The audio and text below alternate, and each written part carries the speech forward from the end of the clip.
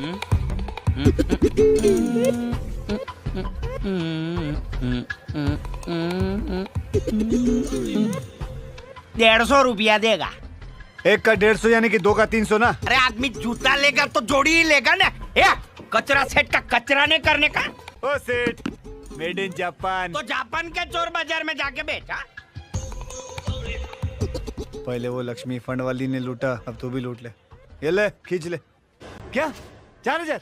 जब मैंने तेरे को सूट बेचा तूने मुझे 1000 रुपए दिया, अब 4000, 300% मुनाफा। हाँ तो ऊपर खर्चा तो मैंने करवाया ना। कौन सा खर्चा? अरे इसको बटन नहीं था, बटन लगवाया। चूहे ने जहाँ जहाँ से काटा था वहाँ रफ्फू करवाया। कितना गंदा हो गया था ये। डाई किलिंग करवाया। भाई देख, 4000 में लेना है ना तो ले। हाँ लाया।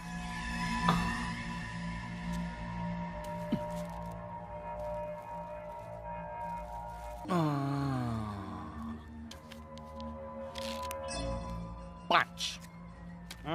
5000? ये सेठ इधर इधर इधर इधर ना। मैंने तेरे को 12 नंबर का जूता दिया तो तू मेरे को 150 रुपए दी। उसने एक छोटी पुड़िया दी तो उसको 5000 देता है। हाँ? ये भेदभाव क्यों?